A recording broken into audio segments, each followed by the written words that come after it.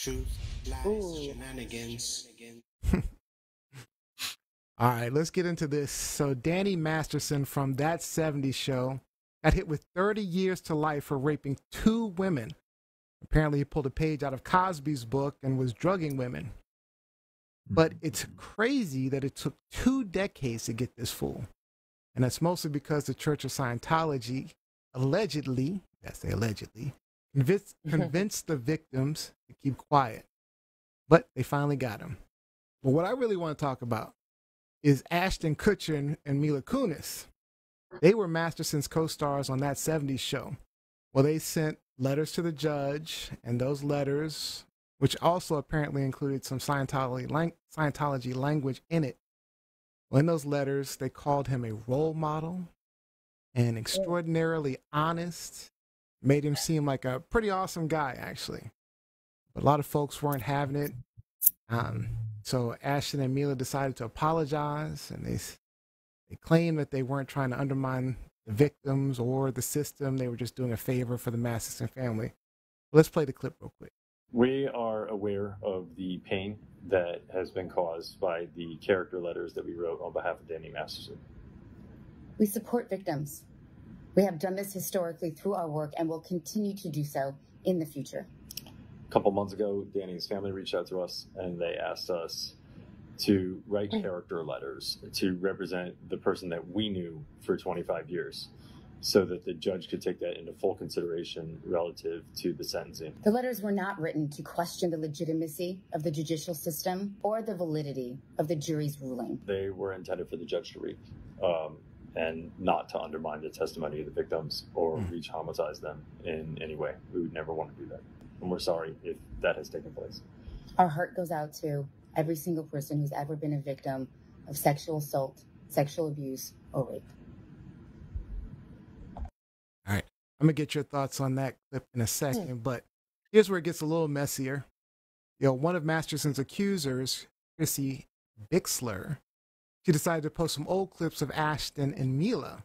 In one post, Ashton has a very young Mila sitting on his lap and says the only reason he's doing the interview or whatever it is because he was able to get Mila to sit on his lap.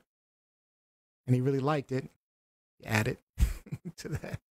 Lord. In another clip, Ashton's talking about underage Hillary Duff on his old show Punk'd and how everybody's just waiting for her to turn 18. And then another clip, Mila and Ashton are promoting That 70s Show, and Mila tells how she was just 14 years old and she was preparing for her first ever on-screen kiss. And instead of a regular TV kiss, like she was expecting to get, the rapist, Masterson, bet Kutcher to French kiss her instead. And the reason I'm doing this is not because I think In the Crease is good, but because Jock told me Mila would sit on my lap and like... Hillary Duff is in Lizzie McGuire. She also has an album out.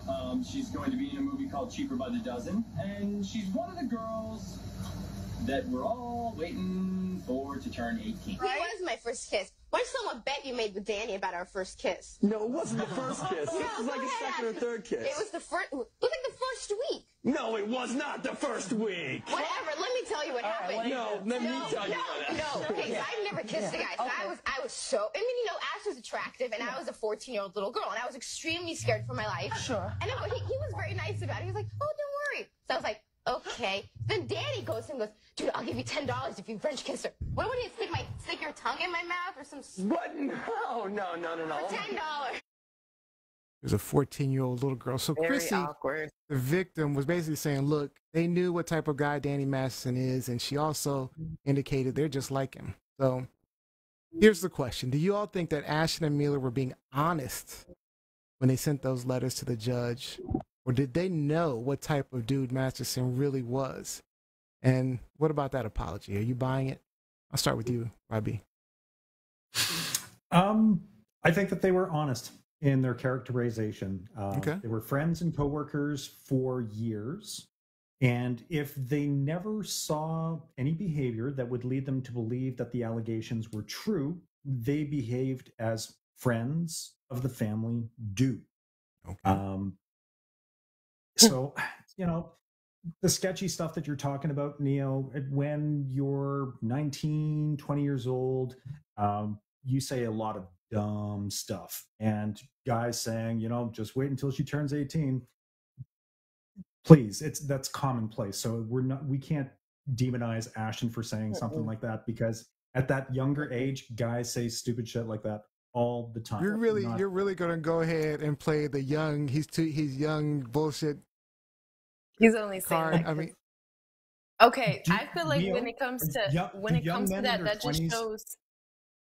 Go ahead, Rob. When young men in their 20s, Neo, do they absolutely say stupid stuff?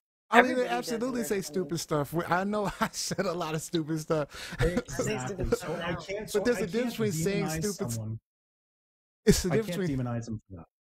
Thank you. You were gonna say there's a difference between saying stupid stuff and then saying questionable, like questioning your character stuff. Because you know how they say like you can tell somebody's a serial killer when they like kill small animals, and this is just like a reference. You're saying it's leading, but yeah, it's like leading into his mind, like he's saying like questionable stuff. Yeah, it's kind of harmless to some degree because we all probably think that, but why would you say it? That means you're comfortable. That means their seeds already planted.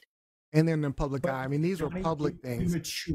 You mature. They've had children since then. They have a family. Scientology. So Scientology. Don't even get me started on that. I was gonna say. I know. I was gonna say, Rob, because they grew up into that belief. Sorry, go ahead.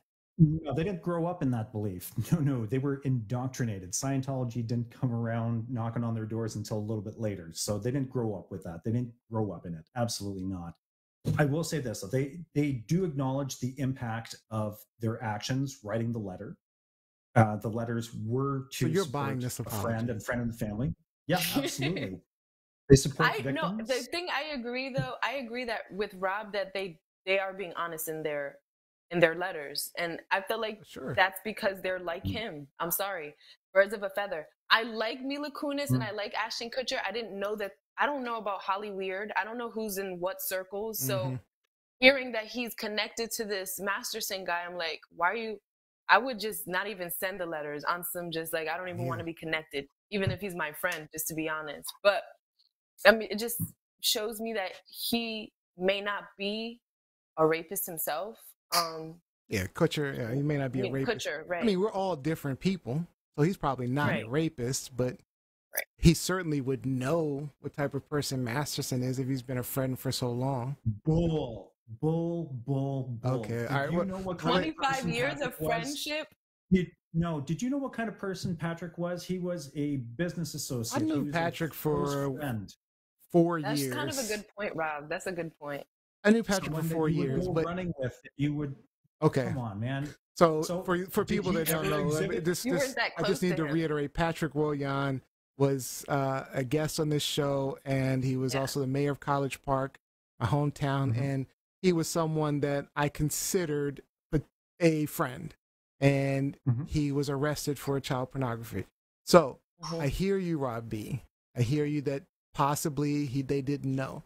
But we're talking about. But we're talking. Didn't go if you went on a run. But let me tell you the difference. Wait. Check those heads out. Wait a minute. That looks good. Wait a minute. No. As soon as Patrick was arrested, not even convicted, but as soon as Patrick was arrested, I was through with him. There's no way his family, his husband, his sister, his cousin, my wife could have got me to write any type of letter that was positive towards Patrick Willian.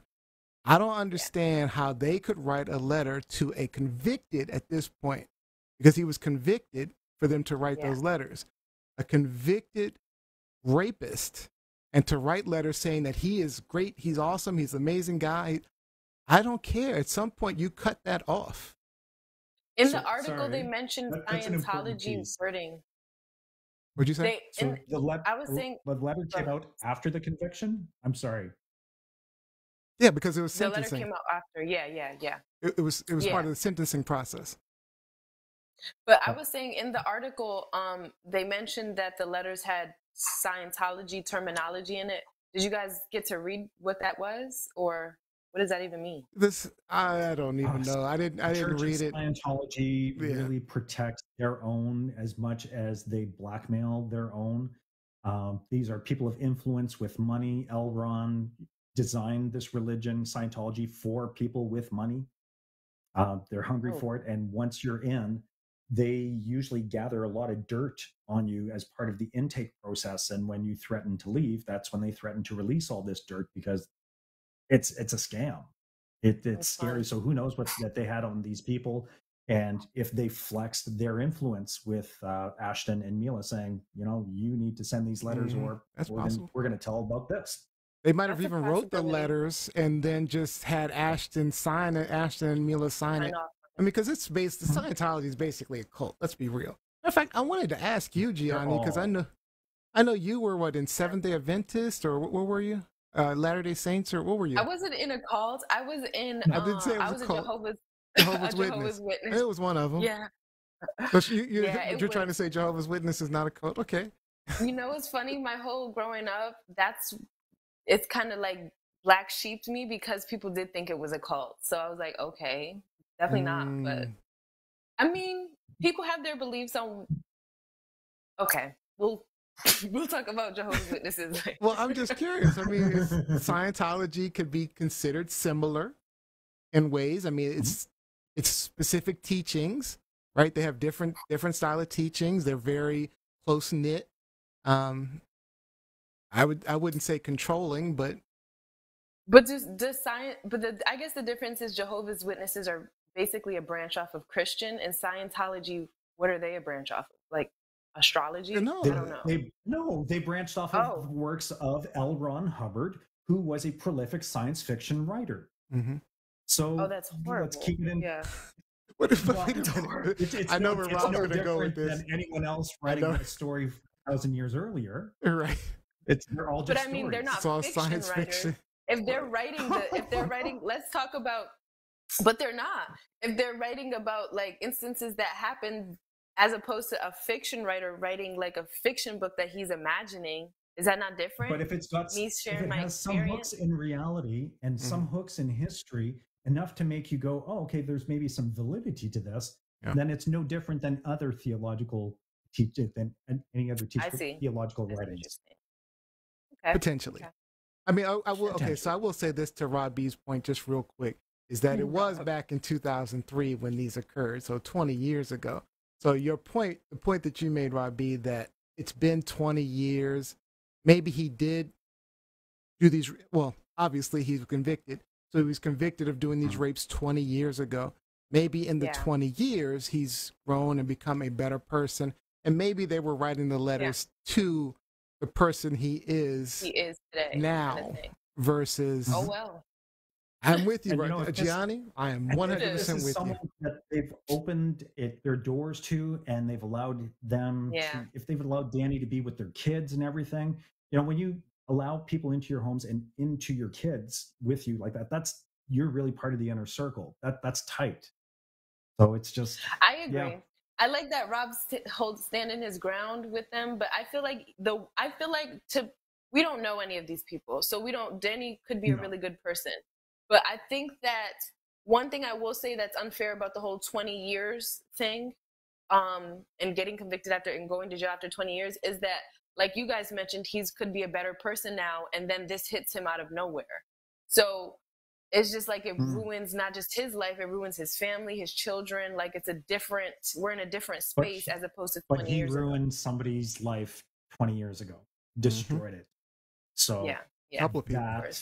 That can't stand, and he needs to stand for his crime. But even for them, the victims, that's wrong. Imagine 20 years of like, this guy did this to me. I'm PTSD now. I have. And again, they claim Scientology. The Scientologists prevented them from speaking. Yeah. Oh yeah, you did say that. Yeah. Or convinced them not to speak. Sick. Yeah.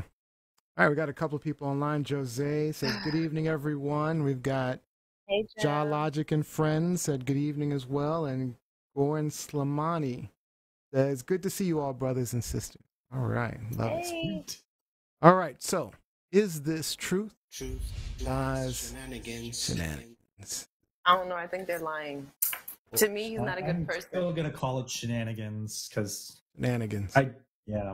I guess I missed that key point that this was written after the conviction. After the conviction.